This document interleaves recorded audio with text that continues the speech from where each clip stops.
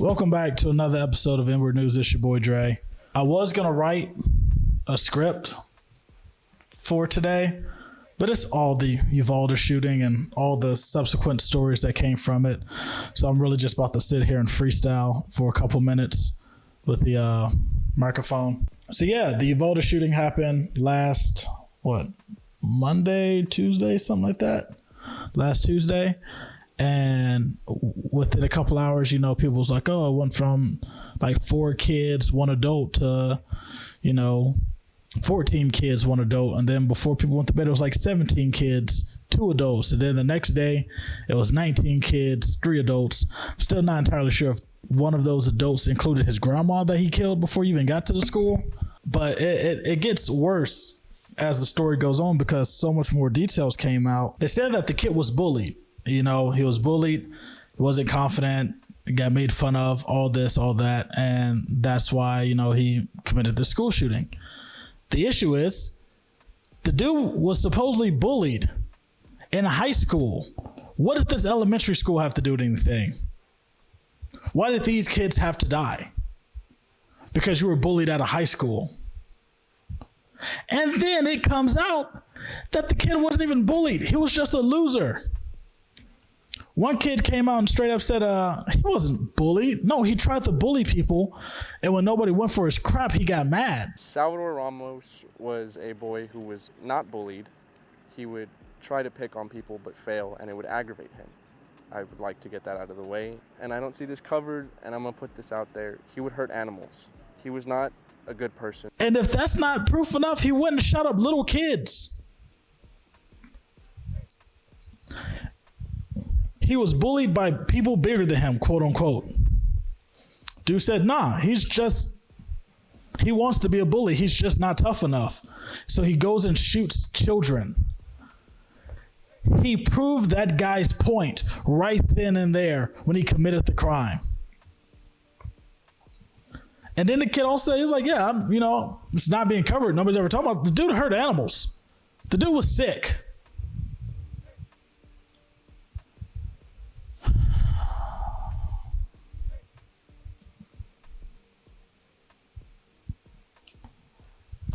That's just one of the issues. Next issue is he killed his grandma. What did Granny do? Was she trying to stop you? Why did Granny have to die? What purpose was Granny's life necessary to be taken? And now on to the cops. Apparently, people found out, the cops didn't make it in time, blah, blah, blah. Apparently, not only did the cops make it in time, the cops let the guy in. He walked past them. Their only excuse was, he had an assault rifle. There was plenty of officers to do whatever needed to be done, with one exception, is that the incident commander inside believed they needed more equipment and more officers to do a tactical breach. So, you have guns. Well, he was heavily armored. They found out he was just wearing a plate carrier. If you don't know what a plate carrier, if you're not military or really deep into military equipment and cop equipment, whatever, a plate carrier is literally just a chess piece. Like if you was to play laser tag, how they have that thing right there, that's it. It's a plate carrier. And guess what? With every bullet that goes through that plate carrier, it gets weaker. You get shot in the chest wearing a plate carrier, you're going to feel it. It's going to fucking hurt.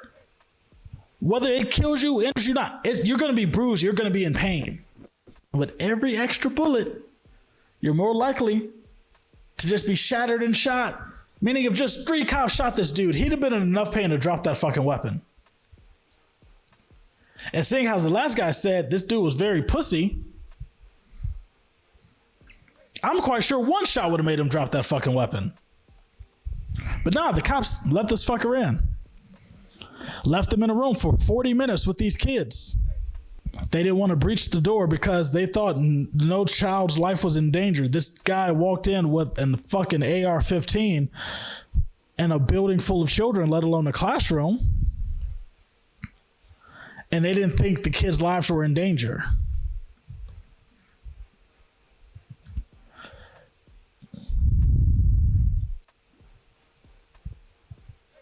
my issue with a lot of this is I've been in trouble many times in the military because I think of others before I think of myself. We did a training exercise with a bomb, or it was supposed to be a bomb threat, like a suicide vest type thing. We just did training with that. And I saw the vest before everybody else. And I had my weapon. I had my M4. And when I saw that guy coming towards me and my squad, the only thing I could think to do was to literally push my squad back and jump in front of the suicide bomber. I had a gun on my chest. It was hanging. I just had to lift it and shoot. It was on my chest. All I had to do was this. I let go of the rifle to push my squad back and jump in front of a suicide. It's training exercise. I get it. It's not real. But my brain didn't want to shoot a person. My mind couldn't process taking another person's life, even fictionally. So I jumped in front of a bomb. That was instinct. There was who knows how many cops, and nobody thought, even if you couldn't shoot the guy, none of you thought to tackle him, attack him, punch him in the face. None of that. Y'all didn't want to get shot. So y'all let him go in with fucking children. And it gets worse with the fucking kids. Because it says that some of these cops went in and pulled their children out. Refused to let parents go in and get their kids, but they pulled their fucking kids out. Refused to stop a shooter from harming children, but they made sure to make sure their children weren't part of that equation of possibly being harmed. Protect and serve my fucking ass.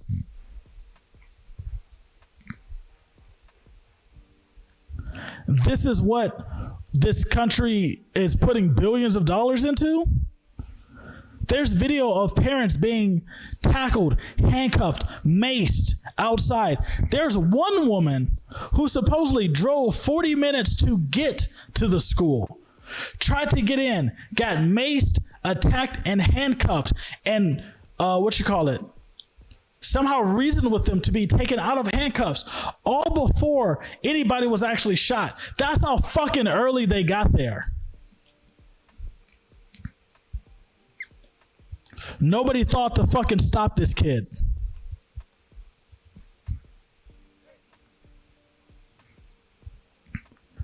And then when they do the post interview, even the cops like, yeah, we did nothing. We didn't try anything. We thought of, but bad. Yeah. And then at the end of all that, he said, yeah, my officers made the wrong decision. They should have did something. You fucking think, asshat? And then Ted Cruz, fucking stupid ass, does absolutely nothing. Then he gets, somebody found his ass at a restaurant, and they cussed him out. Like you let those fucking kids die. You can make it harder for people to get guns in this country.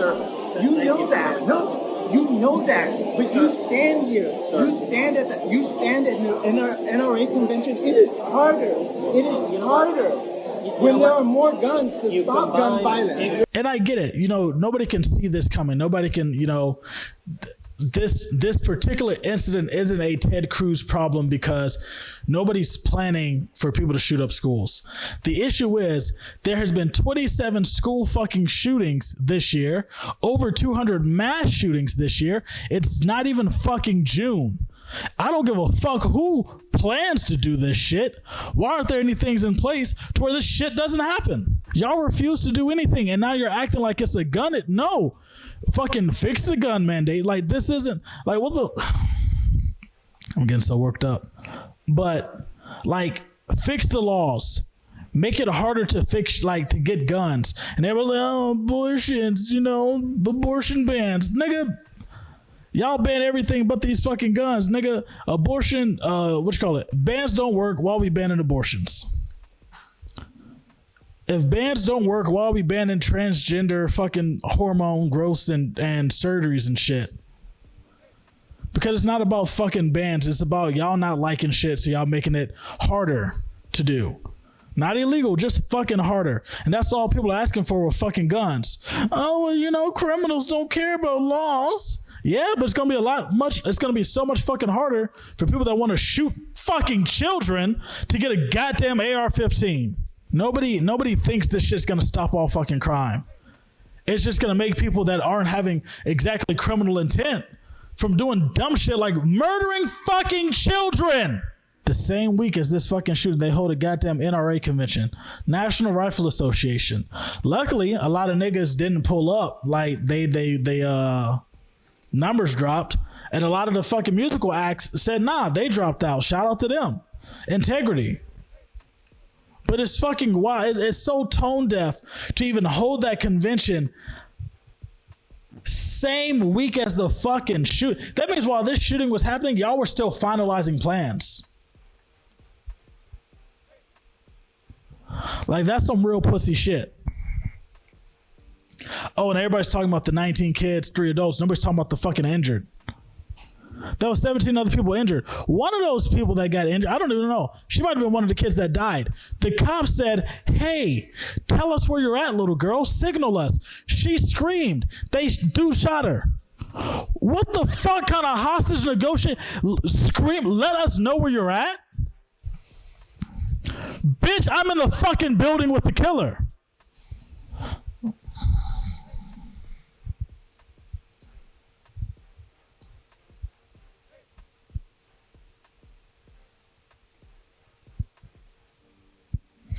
Like, this is the shit that I have issues with. Because, like, what the fuck is going on? There was a guy who had a heart attack because he lost his wife. Dude was literally heartbroken, died from a broken heart because his wife was one of the teachers that got shot. And well, that's enough on that story. Now on to the y'all hiring segment. Forks and Flavors is a restaurant in Kennesaw. They got really big mimosas that they call Ultra Mosa. I don't think they're a brunch spot, but anytime I hear mimosa, I think of brunch. But they're just a restaurant in Kennesaw. They got all kinds of foods. Waffles, chicken. I feel like waffles and chicken is weird to say because people have said chicken and waffles for so long. But yeah, check out Forks and Flavors. I might go with somebody to get a Ultra Mosa just because I want to see how big they are. Maybe one day I'll start drinking again. Shop Balance Co. is a candle company. I can't remember. I think Maryland, DC, Maryland, around that area. But they just opened up a candle bar. So you can go in and like make candles and stuff like with your date. It's a good date thing. I don't know if they're soy candle or wax candle, but I saw a candle bar. Like you can go in and make candles, and I just thought that was a cool date idea. And that's literally the reason they're in here, because who doesn't like that? 512 Nails is like a really dope nail tech. I went and checked out her work. She does all kinds of cool stuff. She can even like draw on nails. Not like draw on the nail, but she can draw on the nail. I don't know if that clarified. But yeah, like when I see cool stuff, you know, I just get real excited. So I've seen like a lot of nail techs and a lot of them are really good. But I saw her stuff and I just got like, yo, this is really nice. So check out 512 Nails. The Vibe Chick, she does the tarot readings or tarot readings. You know, I always thought there were tarot cards for the longest, and then in the past couple months, I say the last year at the most, I started hearing people say tarot. So now I don't know what they're called.